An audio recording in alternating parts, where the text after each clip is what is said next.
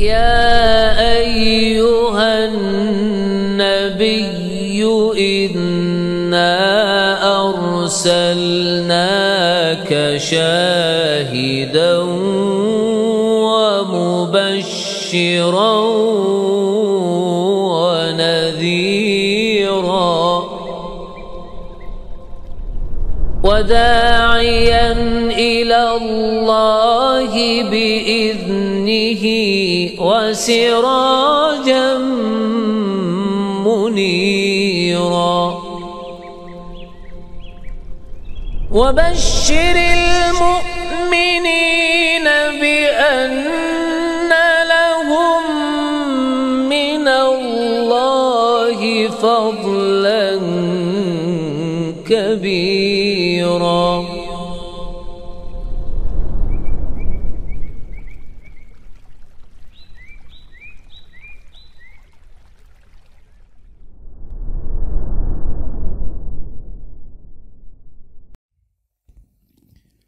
Assalamualaikum warahmatullahi wabarakatuh.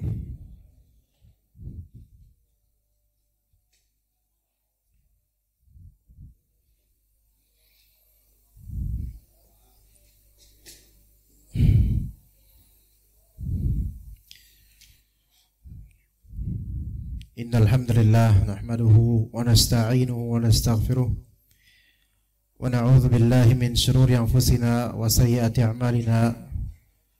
من يهده الله فلا مضل له ومن يضلل فلا هادي له أشهد أن لا إله إلا الله وحده لا شريك له وأشهد أن محمدا عبده ورسوله لا نبي بعده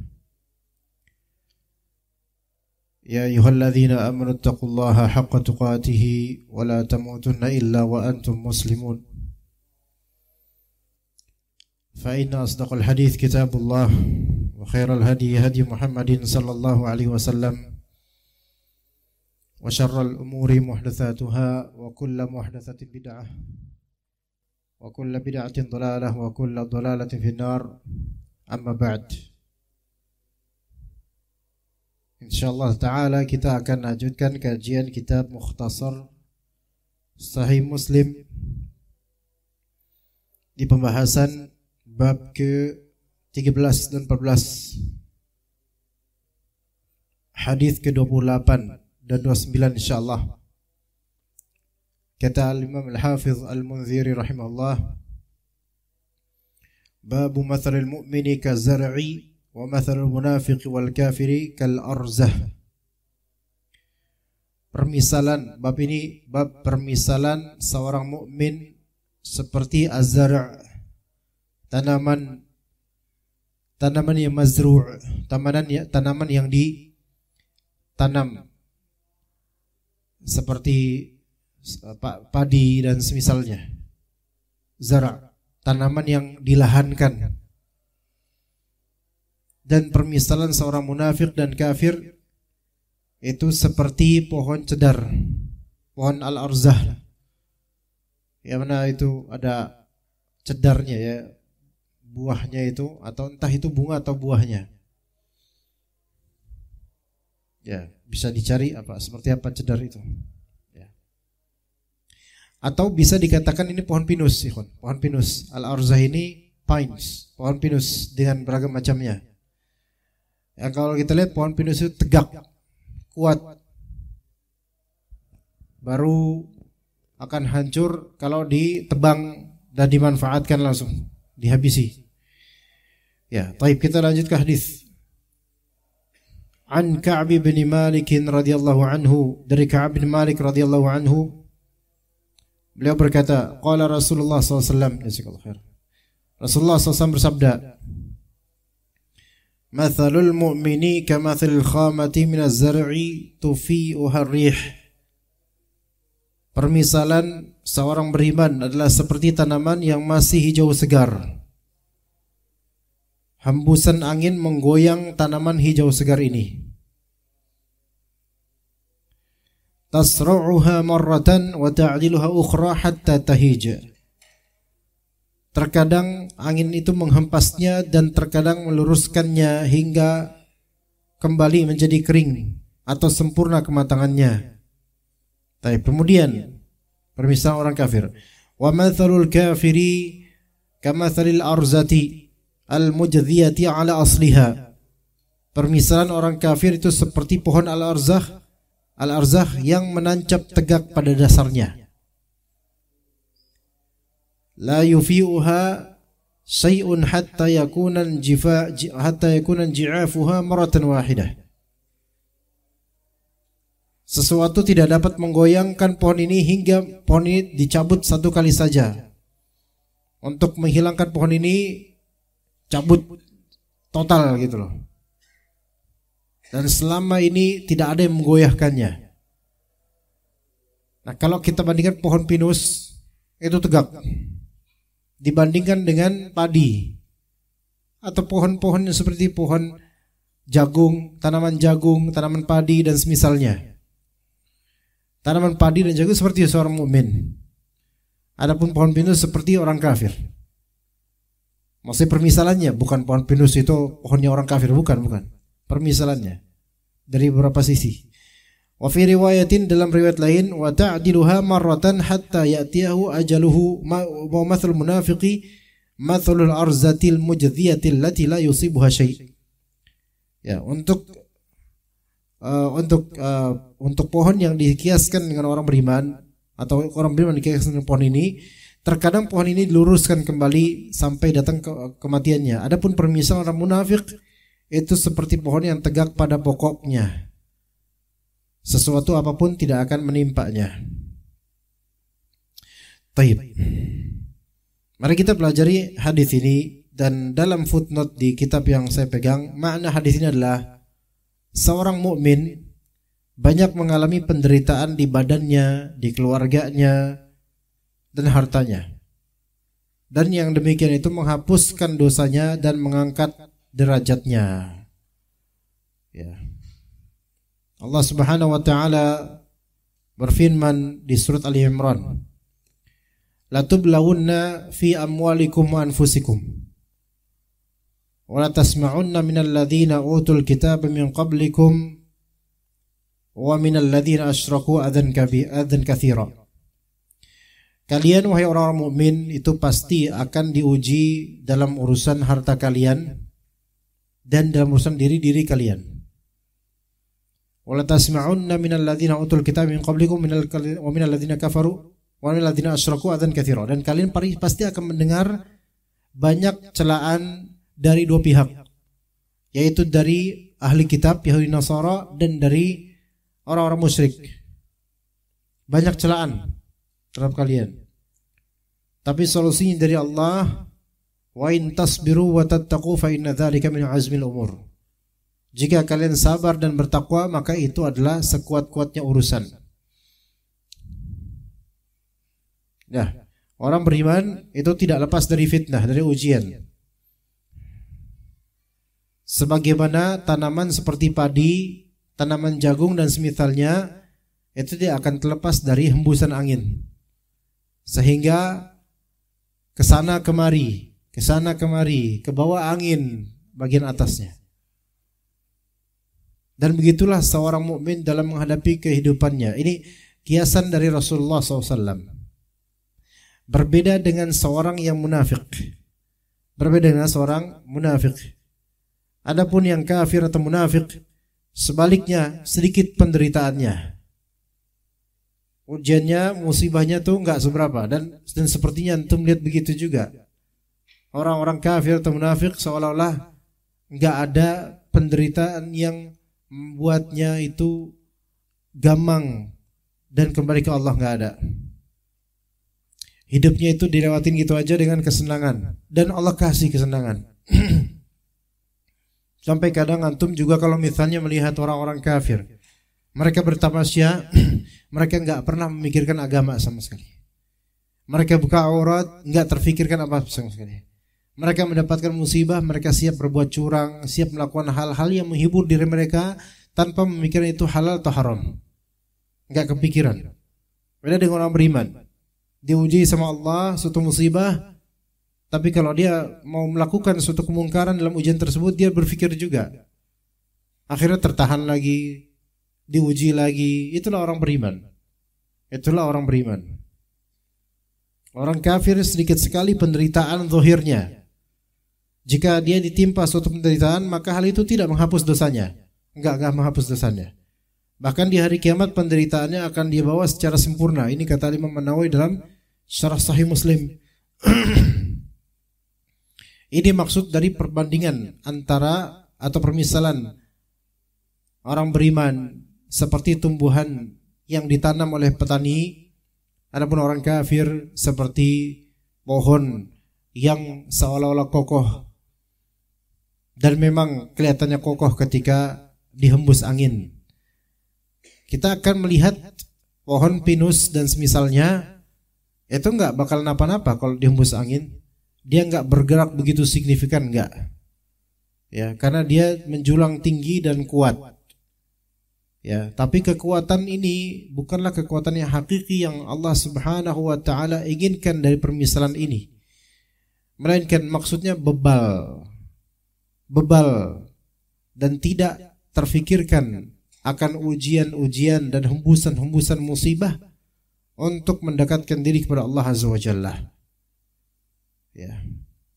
Dan kita akan dapatkan manfaat dari pohon pinus itu tidak begitu banyak dibandingkan dengan manfaat dari tanaman-tanaman yang ditanam petani.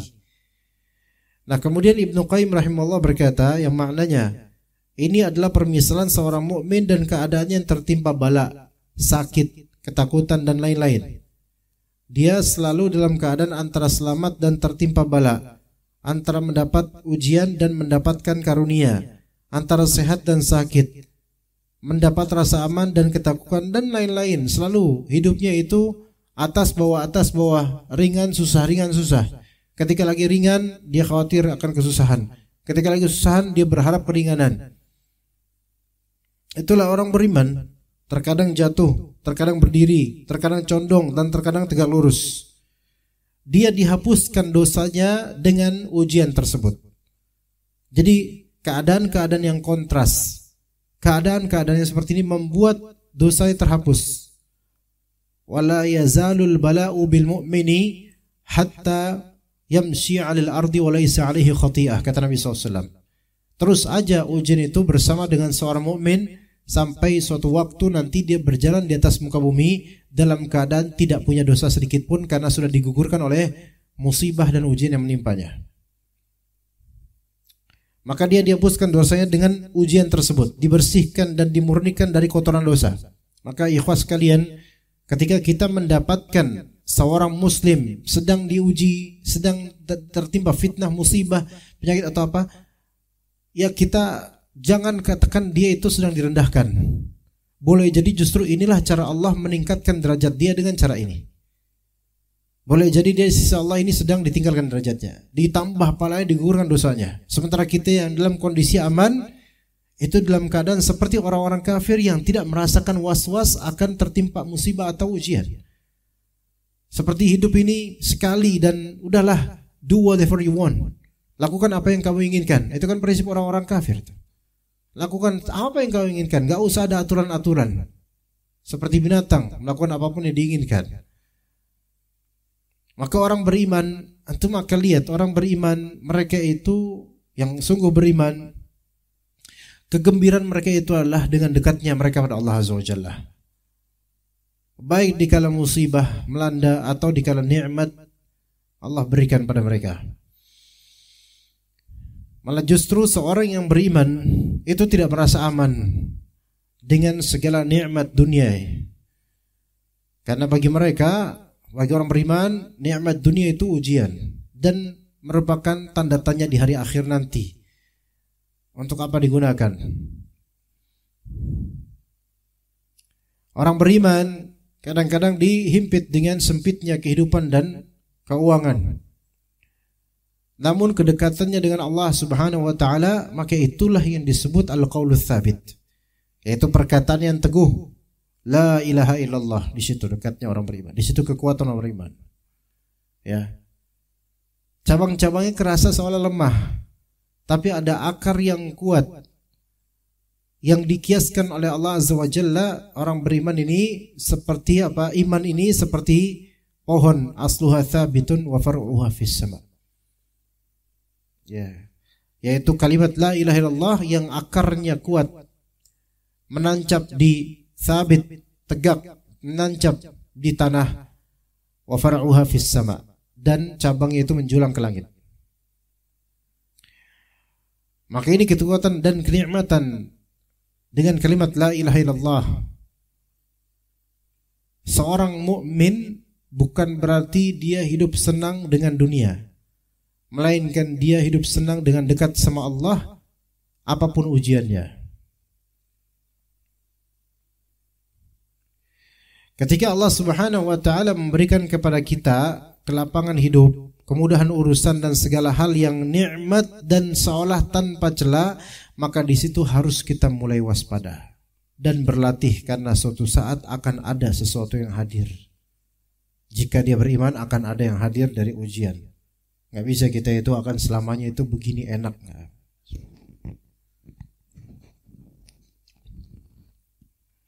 Antum lihat para nabi mereka radhiyallahu alaihi wassalam, hidup mereka diuji. Bahkan semenjak berdakwah tauhid langsung kena ujian. Jadi siapa yang ke tauhid langsung dapat ujian, nggak lama. Justru orang-orang yang kelihatan enak, foya-foya, nggak ada apa-apa, nggak ada itu, seolah-olah nggak ada rintangan, nggak ada apa, itu justru yang mengerikan sebenarnya. Karena itu istidraj buat mereka. Makanya kita nggak boleh terpedaya dengan segala kenikmatan dunia. Betapa banyaknya di antara kita yang merasa hidup flat gitu aja, enak aja. Ngelihat saudaranya apa aja punya masalah, wah masya Allah kesiannya mereka ya, mudah-mudahan nggak kayak mereka. Nah itu nggak enak, nggak kepikiran. Tiba-tiba drastis sesuatu itu, ya, tiba-tiba terjadi yang tidak pernah disangka, terjadi hal-hal yang seandainya bukan kita orang beriman bisa hangus, bisa hancur kita. Ya, maka jemaah sekalian rahimakumullah. Kadang musibah itu tidak kita rasakan adanya, padahal sudah ada. Ya, kadang musibah itu kayak kita nggak ada nih, saya nggak ada lagi sedang dapat musibah, padahal ada, tapi nggak ngerasa aja. Itu hal-hal kecil atau dosa-dosa yang sifatnya akumulatif, yang akan menjadi bom waktu pada waktunya, entah dunia atau naudzubillah kalau jangan sampai di akhirat. Dosa-dosa akumulatif di masa-masa lapang itu adalah musibah yang tidak disadari, yang pada waktunya akan menjadi istidraj. Syukur-syukur kalau istidrajnya bukan kematian, jemaah. Syukur-syukur istidrajnya musibah duniawi. Rasa sakit, kehilangan orang tercinta, banjir, kecolongan, dan seterusnya banyak. Modelnya banyak, orang beda-beda sesuai dengan kehendak Allah mau gimana itu diujinya. Dan orang beriman itu yang betul-betul dia punya ilmu dan dia punya tingkat awareness dan kesadaran dengan iman dan ilmunya. Apapun yang dia hadapi itu dia hadapi dengan kacamata syariat. Bukan dia hadapi dengan kacamata duniawi. Ngeliat ini, ngeliat itu, dia memahaminya dengan konsep syar'i. Sehingga kena sini, kena sana, kena kepikiran di keagamaannya itu kepikiran, dengan imannya dia kepikiran. Ngelihat ada orang nggak pernah mau sholat kepikiran, ngelihat ada saudara nggak mau sholat kepikiran, ngelihat ada anaknya yang main game terus kepikiran. Itulah orang beriman, selalu ada pikiran yang kaitannya dengan iman dan agama. Kalau kita bandingkan dengan orang kafir, nggak ada pikiran tentang agama. Gimana mau mikir? Mungkin ibadah seminggu sekali itu pun nggak serius. Gimana mau mikir soal agama? Ya. Tapi orang beriman ini seperti tumbuhan-tumbuhan yang ditanam oleh petani. Ketika sudah mulai tumbuh, kena angin sedikit, kena gini, kena angin sedikit ke sini, dan kadang lurus, kadang seperti itu. Ya. Kemudian ternyata di setiap hembusan dari fitnah, ujian, bala, setiap dari hembus itu ada pahala yang Allah berikan, ada dosa yang Allah gugurkan. Maka ini bukti bahwasanya jika Allah mencintai seorang hamba, Allah akan berikan dia ujian, dan jika Allah beri dia ujian, maka Allah Ta'ala akan berikan dia kebaikan. Maka jangan pernah remehkan seorang muslim yang sedang ditimpa ujian, karena barangkali dia sedang ada peningkatan derajat untuknya. Adapun orang kafir, semua keadaannya sebenarnya buruk, walaupun kelihatan flat enak begitu aja. Hanya pantas dijadikan kayu bakar. Sebagaimana pohon pinus atau pohon cedar dan semisalnya. Apa fungsinya? Memang kokoh, kuat untuk dirinya sendiri, untuk nikmatnya sendiri, tapi nggak ada fungsinya untuk orang lain kecuali hanya untuk kayu bakar, sebagaimana mereka juga akan dibakar di api neraka nanti. Cuman itu doang fungsinya, udah. Apa yang menimpanya dari berbagai bala, yaitu orang kafir, menimpa dari berbagai, tidak ada hikmah, tidak ada rahmat, tidak seperti bala yang menimpa orang beriman. Demikianlah keadaan seorang mukmin dalam mendapatkan bencana. Miftah dari Sa'adah kata Ibnu Qayyim rahimahullah.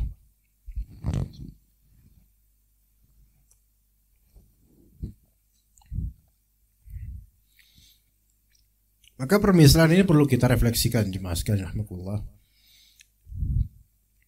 Setiap dari nyawa jasad yang di sini, muslim kita memiliki pikiran masing-masing, urusan masing-masing. Antum gak bakal bisa ngurusin urusan jemaah lain atau orang lain atau ustadz antum atau murid antum atau teman ngaji. Dia punya urusannya, ekonominya, antum gak bakal bisa ngurusin dia. Kenapa? Karena kita masing-masing ada urusan dan ujiannya yang boleh jadi lebih pelik daripada urusan orang lain. Tapi sepelik-peliknya urusan tersebut, Allah Subhanahu wa ta'ala memiliki lahu ajrun azim, memiliki ganjaran yang besar. Apa kata Allah Subhanahu wa ta'ala di surat At-Taghabun?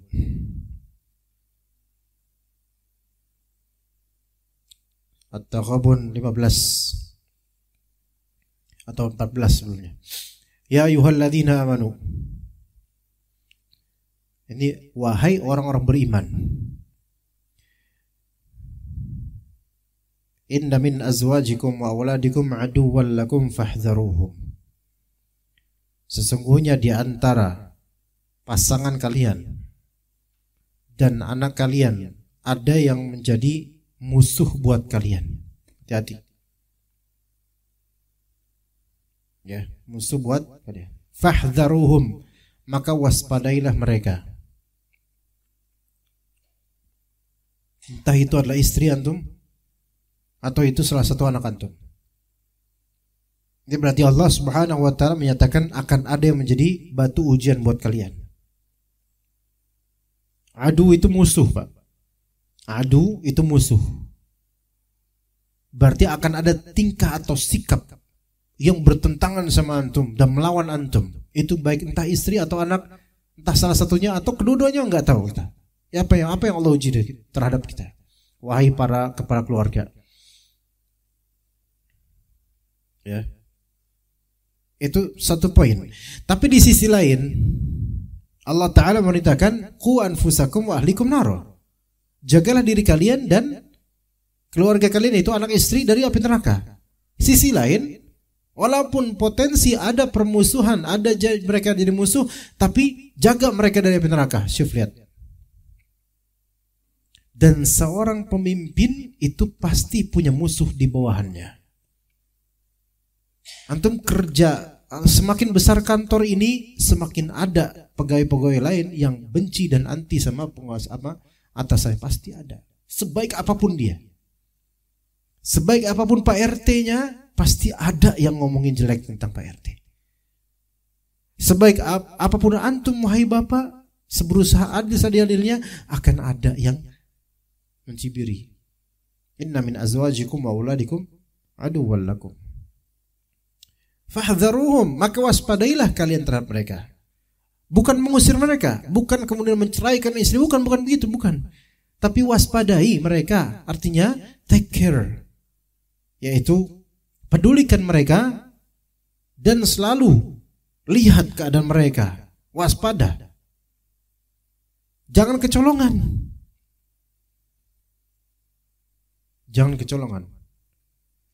Nah, akan ada sikap istri atau sikap anak yang menjadi batu ujian buat suami atau bapaknya.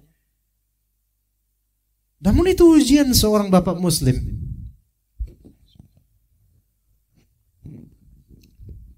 Jangan terpedaya Pak dengan selebgram Pak. Selebgram apa namanya? Selebgram itu. Ya itu selebgram.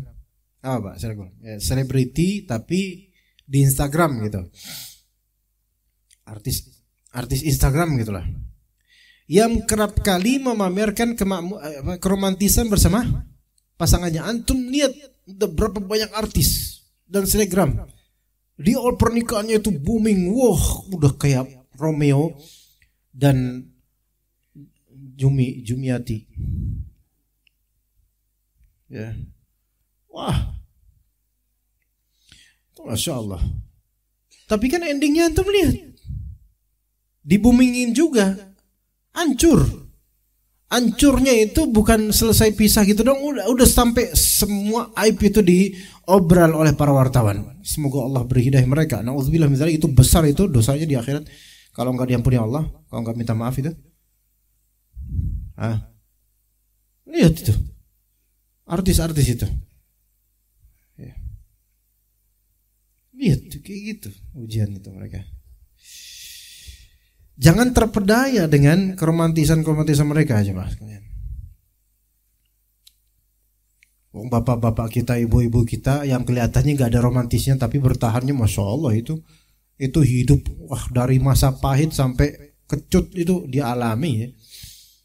Oh iya. Kayaknya orang-orang tua zaman dulu itu lebih istiqomah ya, karena mungkin opsinya sedikit kali ya. Mau nikah lagi susah mungkin ya, karena gitu. Fitnah, ujian. Ya.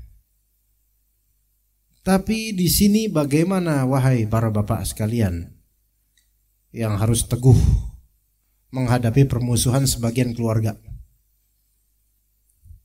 Wa in ta'fu wa tasfahu wa taghfiru fa innallaha ghafurur rahim.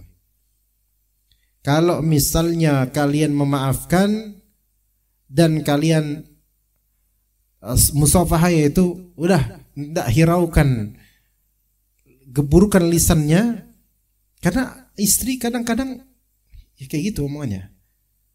Kita udah capek-capek begitu. Ya kadang-kadang kita juga sebaliknya begitu. Wa taghfiru, betul-betul maafkan. Maka bedanya afu dengan ghufran, bukan ghufran yang makoli itu bukan. Ini ghufran. Afu itu pemaafan, ghufran pengampunan. Kalau afu itu memaafkan, dah. Kalau ghufran itu memaafkan dan menghilangkan efek dan bekasnya. Jadi lebih tinggi lagi tingkatannya. Ya, lebih tinggi lagi. Fa innallaha ghafurur rahim. Sesungguhnya Allah Ta'ala Maha Pengampun lagi Maha Penyayang. Ditekankan lagi dong sama Allah. Innama amwalukum wa auladukum fitnah. Sesungguhnya harta kalian dan anak-anak kalian itu fitnah, ujian. Tapi apa kata Allah? Wahai orang beriman, wallahu indahu ajrun azim. Allah Ta'ala punya ganjaran yang besar. Artinya jangan putus asa dengan ujian-ujian dari istri, harta dan anak. Jangan putus asa. Jalani saja. Allah itu lagi menguji Anda dan ingin memberikan Anda pahala yang besar. Maka kata Allah kemudian, fattaqullaha mastata'tum. Bertakwalah kalian kepada Allah semampunya kalian. Usaha berjuang. Wahai para pejuang keluarga, usaha berjuang. Ya. Wasma'u, dengarkan perintah Allah. Ati'u, taatilah Allah. Wa anfiqu, nafkahilah. Karena kerap kali pertengkaran dan fitnah itu terbit dari apa? Kere, enggak nafkahin. Nah, itu, nafkahin. Khairal li anfusikum, itu lebih baik buat diri kalian. Wa may yuqashuha nafsihi fa ulaika humul muflihun. Barang siapa yang menghindari kepelitan dirinya, maka itu orang-orang yang beruntung. In tuqridullaha qardan hasana yudha'ifhu lakum wa yaghfir lakum. Jika kalian meminjamkan untuk Allah suatu peminjaman yang baik, Allah akan melipat gandakan ganjarannya buat kalian dan mengampuni kalian. Wallahu syakurun halim. Allah maha bersyukur. Syuf, lihat di sini kalimat-kalimat ini jemaah sekalian. Ya, seorang mukmin itu biasa dilanda dengan fitnah, ujian, ujian. Tapi apa kata Allah? Wallahu indahu ajrun azim. Allah punya ganjaran yang besar. Maka bertahanlah. Ajaib jemaah. Sekarang coba antum lihat. Tanaman padi atau jagung itu kena angin kan dahsyat tuh angin. Kecabut gak tuh pohon? Enggak. Sekarang seandainya kuantitas angin itu cocok untuk menerpa pohon pinus seperti menerpaknya pohon jagung yang kesana kemari. Sekarang kalau pohon pinus keterpa angin badai gede, patah gak? Langsung patah. Itu bedanya. Ya. Muslim, mukmin terbiasa dengan musibah, fitnah, bala, ujian, imtihan. Akhirnya seolah-olah fleksibel, kadang bisa ke sana, kadang ke sini, tapi semuanya ke sana atau ke sini ganjarannya ada, dosanya gugur.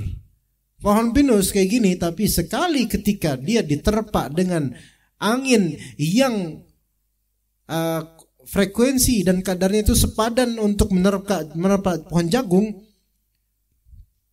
sekali goyah hancur, udah. Ya. Syukur-syukur kalau tumbuh lagi, kalau bisa, kalau misalnya tumbuh lagi mungkin, nggak tahu. Seperti itu. Maka ada kalanya sesuatu yang kokoh, tapi sekiranya ditimpa dengan kuantitas timpaan atau kualitas timpaan yang sama seperti timpaan pohon jagung, bisa saja itu sebenarnya ini ya kokoh sih kokoh, tapi sekali kena hancur. Beda pohon jagung. Antum lihat pohon jagung kena badai kayak gimana? Ya paling layu doang, tapi nggak sampai kecabut akarnya. Tuh lihat. Orang mukmin seperti itu, diterpa sampai tenggelam, sampai gimana kelelep atau gimana, tetap dia beriman kepada Allah SWT. Maka berbahagialah jemaah sekalian menjadi orang yang beriman. Dipermisalkan seperti ini. Kemudian berikutnya, bab berikutnya, babu mathalil muslimi mathalun nakhlah. Permisalan seorang muslim itu adalah seperti pohon kurma. Hadis 29 an Abdullah bin Umar radhiyallahu anhuma qala. Hadis Abdullah bin Umar. Abdullah bin Umar ini sahabat muda sekali. Ya. Kunna inda Rasulillah SAW faqala. Kami waktu itu bersama Rasulullah SAW. Beliau kemudian berkata. Nah di sini itu lagi pertemuan Nabi SAW dengan beberapa sahabat, dan di antara sahabat ada sahabat-sahabat yang kibar, yang tua usianya dan senior ilmunya ada. Maka kata Nabi SAW, akhbiruni bisyajaratin shibhi au karrajulin muslim la yatahatu warquha tu'ti ukulaha kullahin. Beritahukan kepadaku sebuah pohon yang menyerupai atau seperti seorang muslim, daun-daunnya tidak berserakan dan berguguran, dan pohon itu memberikan buahnya setiap waktu. Ada pohon itu daun-daunnya nggak gugur. Ada. Kalau pohon-pohon sini kan daunnya gugur. Ada pohon daunnya nggak bakal gugur. Ya. Dan pelepahnya itu diputusin, dicabut, baru bisa dicabut. Kuat dia. Maka Ibnu Umar berkata, fawaqa'a fi nafsi annaha nakhlah. Dalam hatiku itu aku menebak itu kayak pohon kurma deh. Wa ra'aitu Abu Bakrin wa Umar la yatakallaman. Tapi saya ngelihat Abu Bakar dan Umar itu tidak ngomong apa-apa.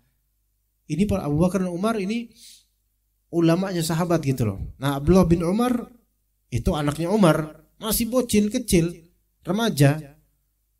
Maka fakaritu an atakallama an au aqula syai'. Aku enggan untuk berbicara atau mengatakan sesuatu, enggak lah.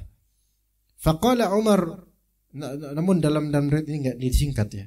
Ternyata kata Nabi SAW, itu adalah nakhlah, itu adalah pohon kurma, persis yang ditebak oleh Ibnu Umar di hatinya.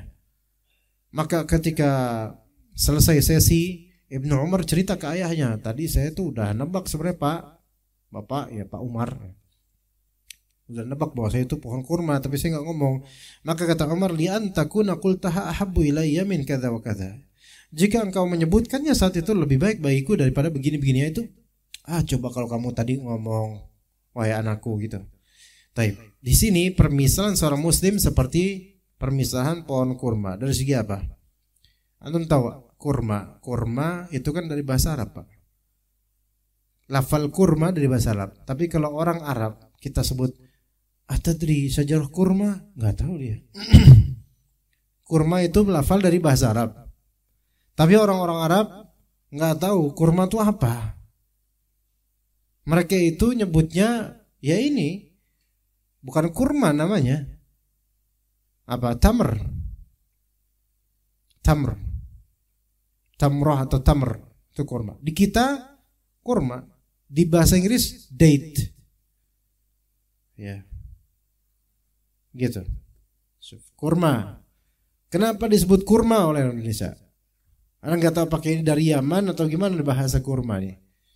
Kurma dari bahasa Arab dengan wazan lafal seperti fu'la, lafal wazan superlatif, perbandingan superlatif yang paling. Kurma kan seperti fu'la, jadi husna, kubra, hubla, kurma, husna. Nah, hasan artinya baik. Hasan artinya baik. Ya. Orang yang lebih baik, laki-laki yang lebih baik atau paling baik namanya ahsan. Ya. Perempuan yang paling baik apa? Husna. Ya. Mu'annath yang paling baik husna, asmaul husna. Asma ini mu'annath husna. Makanya perempuan dimana husna. Jangan laki-laki dimana husna, malu itu. Itu kan buat perempuan nama itu. Itu kayak laki-laki tapi dinamain Dewi, itu nggak enak itu dengarnya. Ya. Nah, kemudian karim. Karim artinya mulia, banyak memberi. Laki-laki paling mulia jadi apa, Pak? Ayo. Yang bisa jawab boleh azan, ayo. Akram. Perempuan yang paling mulia kurma. Kurma, iya. Makanya namanya perempuan nanti kurma.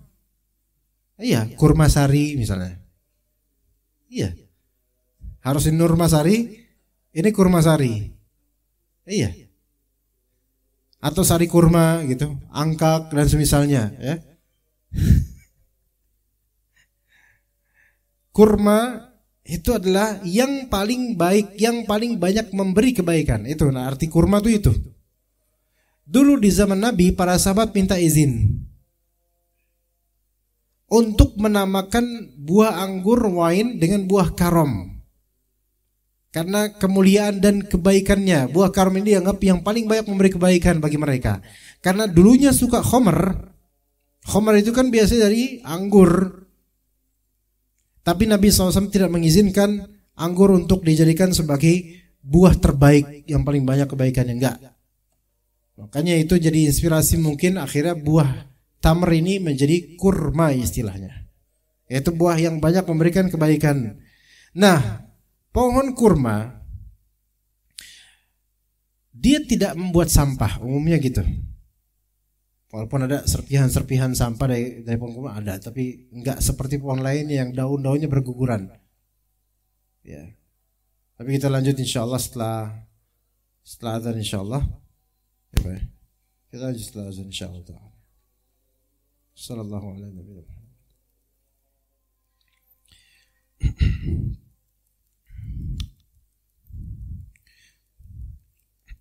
Baik, kembali ke yang tadi, ikhwas sekalian, bahwasanya seorang yang beriman atau muslim disifati atau dikiaskan dengan pohon kurma yang memiliki banyak kebaikan, dari tidak memberikan kotoran atau sampah yang berlebih, kemudian tidak menyisakan keburukan, dan tu'ti ukulaha kullahin, yaitu selalu ada buahnya, tidak pakai musim-musiman, selalu ada dengan beragam jenis kurmanya. Dan itu satu buah sangat bermanfaat, dikatakan oleh sebagian para pakar itu buah terbaik yang pernah ada di dunia, di bumi ini, dibandingkan dengan buah lainnya. Dan dengan kenyataan itu buah terbaik, sangat identikal dengan muslim gitu loh. Maka orang-orang kafir pun ketika tahu itu buah date, kurma, mereka akan teringat orang Islam. Gitu, akan teringat orang Islam. Ya. Karena pertama emang ini tumbuhnya banyak di Madinah atau sekitarnya, di tanah Arab lah gitu ya. Kedua, karena Rasulullah suka memakannya. Dan ketiga, karena rata-rata yang menjual kurma muslim. Ya. Ibaratnya ya, kalau antum melihat pohon cemara atau pohon apa tuh yang biasa buat Natal, pohon apa ya? Cemara bukannya? Yang buat Natal jemaah. Cemara. Iya. Itu ketika kita lihat pohon cemara, itu seringkali juga keinget orang Nasrani gitu loh. Walaupun enggak selalu ya. Gitu. Identikal gitu. Dan cemara itu ada mirip-mirip saya kayak pohon pinus. Enggak? Ana pernah dakwah dulu di Desa Kerangkeng, di kaki Gunung Merbabu.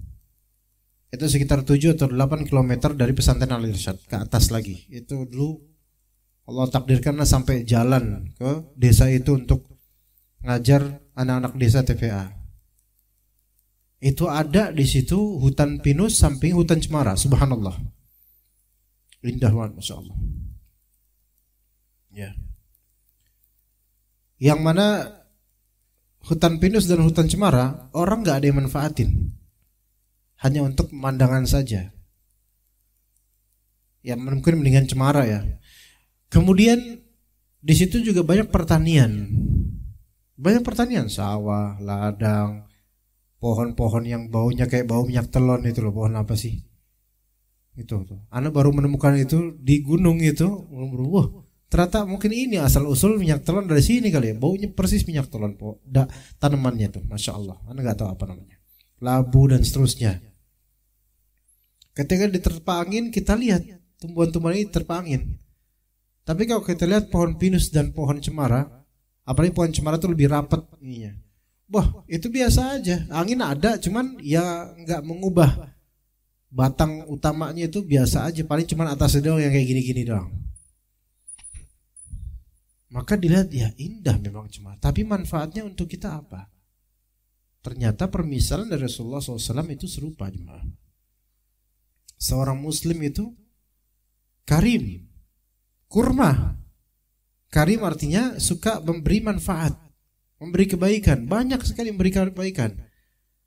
Dibandingkan dengan pohon yang kelihatannya tegak, lebat, kokoh, indah, tapi sebenarnya antum gak dapat apa-apa dari dia. Sekarang apa yang antum dapatkan dari orang kafir? Apa yang antum dapatkan dari orang kafir? Apa coba? Gak ada. Antum dapat tausiah dari orang kafir? Gak ada. Orang kafir tausiah, dianya aja kufur. Ya. Tapi dari orang muslim, ampun, antum tahu dia orang muslim aja dan antum salamin, antum dapat pahala. Tuh, dan antum tahu dia orang kafir, antum salamin, antum dosa. Gak boleh kita mengerti assalamualaikum wahai orang kafir, gak boleh, karena tidak ada keselamatan untuk mereka. Begitu. Menurut jumhur, mengucapkan salam untuk orang kafir tidak boleh. Dan menjawab salamnya orang kafir, kita jawab dengan waalaikum. Itu yang lebih mungkin lebih tepat, kata Nabi SAW begitu.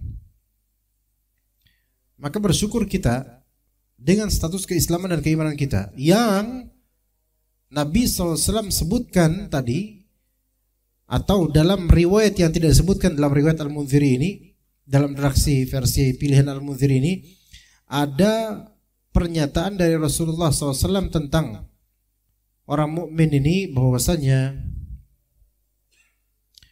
orang beriman ini seperti tumbuhan-tumbuhan yang ringan, seperti yang tadi yang disebutkan, sawah, padi, lahan. Disebabkan apa? Ujian yang menimpanya kanan, kiri, depan, belakang, dan seterusnya. Tapi justru ujian itu baik buat dia, karena Allah jaga.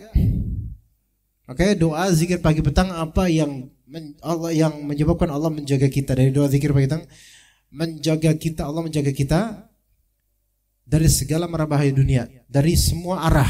Ayo silakan. Ayo. Siapa yang bisa jawab? Kalau bisa jawab, kita komat. Gak bisa jawab, biarin mereka komat. Ayo. Doa zikir pagi petang, Pak. Ana yakin antum sebenarnya tahu, cuman harus dari awal nih. Antum baca ayat kursi dulu, habis itu qul huwallahu ahad, lama lagi tuh. Depannya Allahumma. Bukan lakasumtu wa bika amantu, bukan. Bukan, Pak. Anda kan bilang depannya Allahumma, Pak, malah disubhanallahin. Allahumma. Bukan. Bagus Allahummanya, tapi bukan itu yang maksud. Allahumma hfazni baina yadayya wa min khalfi wa an yamini wa an shimali wa min fawqi wa a'udzu bi'azmatika an uqtala min tahti. Tapi paling awal itu ada Allahumma inni as'aluka al-'afwa wal 'afiyata fid dunya wal akhirah. Anas wasiatkan jemaah baca doa itu zikir pagi petang, itu tuh. Terutama itu. Ya. Allahumma inni as'aluka al-'afwa wal 'afiyata fid dunya wal akhirah. Allahumma inni as'aluka al-'afwa wal 'afiyata fi dini wa dunyaya wa ahli wa mali. Allahumma astur 'aurati wa amin rawati. Allahumma hfazni min baini yadayya wa min khalfi, dan seterusnya. Baca doa itu jemaah. Ya. Taib. Loh, tapi anu udah baca Ustaz gitu bisa. Tapi ternyata kok yang harusnya dapat perlindungan yaitu anak kok malah kena gitu. Paham gak maksudnya?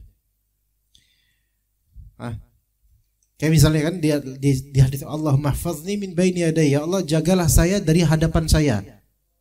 Wa min khalfi, dari belakang saya Allah. Wa an yamini, kanan, kiri. Wa an shimali, wa min fawqi, dari atas jangan saya kena apa-apa ya Allah. Wa a'udzu bi'azmatika an uqtala min tahti, saya berlindung pada Engkau dari saya terjelembab dari bawah atau tertancap dari bawah. Misal antum udah baca itu, qadarullah, ada orang dari depan nyerang, kena, misal, Allah salah nggak? Enggak, Allah nggak salah. Ada beberapa posibilitas, kenapa gitu ya? Padahal saya udah minta sama Allah, tapi kok malah justru kena gitu. Jawabannya satu. Ada yang pertama, ada berapa? Yang pertama, mungkin saja antum ketika membaca itu lalai, misal, bisa aja. Tapi seandainya enggak, saya ketika baca itu, masya Allah, alhamdulillah saya berusaha dari hati juga saya memaknai itu. Oke, mungkin yang pertama enggak, antum enggak, alhamdulillah. Kedua, boleh jadi itu Allah menguji antum. Apakah ketika antum udah minta sama Allah dan belum Allah kabulkan, antum masih percaya enggak sama Allah? Itu ujian. Gitu Pak. Itu kadang ujian. Kadang Allah Ta'ala uji kita. Kita udah berusaha, tapi Allah buat gagal supaya teruji. Ini orang masih percaya enggak sama Allah? Gitu. Itu dua. Yang ketiga, ketahuilah, kalau antum sudah minta sama Allah, terus ada yang ngalang-ngalangin dan terhalang, yang dapat rahmat antum, yang dapat keburukannya orang itu. Gitu ya. Antum sudah minta, ya Allah lindungi saya, tapi tetap kena. Berarti orang ini kan sebenarnya nantangin Allah gitu loh, tanpa sadar. Gimana? Bisa dipahami jemaah? Ana kasih contoh lain. Dia doa itu ada Allahumma astur aurati wa amin rawati. Ya Allah tutuplah aurat saya, aib saya, keburukan saya, aurat saya, misalnya. Tutup aurat saya. Ya. Misal antum tahu di antara aurat atau aib ana. Ana bilang minta sama Allah, ya Allah, Allahumma astur aurati, ya Allah tutuplah aib saya, jagalah kehormatan saya, kan gitu. Ana udah minta sama Allah. Ya. Tapi ternyata ada makhluknya dari, yaitu misal antum, kemudian malah justru nggak menutup aurat ana, nggak menutup aib ana, malah menyebarkan aib ana. Padahal ana udah minta sama Allah. Ini berarti apakah doa terkabul? Doa bisa terkabul tetap. Cuma Allah Ta'ala menginginkan ada hambanya yang berbuat jahat, yang menantangnya. Jadi yang sekarang yang kena rahmat siapa? Ana. Karena ana minta sama Allah, ana dapat pahala. Dan karena udah minta sama Allah, ada orang yang tidak sesuai dengan permintaan ana, maka ana dapat saham pahala dari perbuatan orang ini. Dan bagaimana nasib orang itu? Orang itulah yang akan mendapat keburukannya. Yang Allah Subhanahu wa taala akan berbuat sesuatu padanya pada waktunya nanti. Jadi begitu jemaah. Kalau ada aib antum diketahui oleh orang dan antum nggak pengen itu disebarluaskan, antum minta sama Allah, ya Allah tutuplah aib saya. Tapi antum juga jangan buka aib orang gitu. Tutuplah aib saya. Oke. Maka kemudian ada orang yang justru membongkar aib antum. Apakah itu berarti doa antum tidak dikabulkan? Enggak begitu konsepnya. Antum sabar, antum akan dikabulkan. Cuman Allah ingin ada orang yang dapat dosa dari ini semua. Ibaratnya gini juga. Orang Palestina dizalimi oleh Yahudi. Satu dunia muslimin itu minta sama Allah supaya menjaga orang-orang Palestina. Tapi sampai sekarang masih makin beringas dari dulu, sekarang paling beringas misalnya. Apakah Allah enggak mengabulkan doa orang mukmin? Bukan begitu. Boleh jadi doa-doa ini dikabulkan oleh Allah, tetapi pada waktunya nanti. Sedangkan Allah masih ingin ada yang berbuat dosa supaya Allah nanti akan menghukum mereka. Yang kena siapa nanti?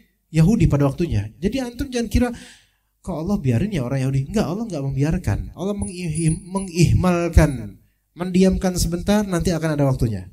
Pembalasan dari Allah. Begitu juga ada orang yang zalimin antum. Antum minta sama Allah, ya Allah hentikanlah kezaliman dia. Dia enggak berhenti-berhenti. Dia nanti kena getahnya. Nabi SAW katakan 3 orang yang wajib pasti Allah Ta'ala akan bantu. Di antaranya orang yang menikah karena pengen apa? Menjaga iffah. Pasti Allah bantu. Antum punya anak, gadis atau perjaka yang dia udah siap nikah sebenarnya. Dia pengen banget nikah untuk menjaga kehormatannya. Antum halang-halangi. Antum gagalkan pernikahannya. Enggak, kamu harus mapan dulu nak, kamu harus ini, dan pakai logika. Allah pengen nolong anak ini, antum blokir pertolongan Allah. Nanti yang bakal kena getahnya siapa? Antum, bapaknya. Itu maksudnya. Ya.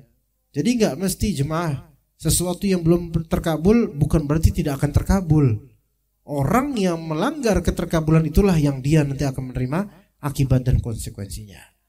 Seperti itu. Wallahu taala alam. Ini karena udah jam segini kita cukup sampai sini insyaallah. Barakallahu fikum jami'an wa sallallahu ala nabiyyina Muhammad wa ala alihi wa sahbihi ajma'in.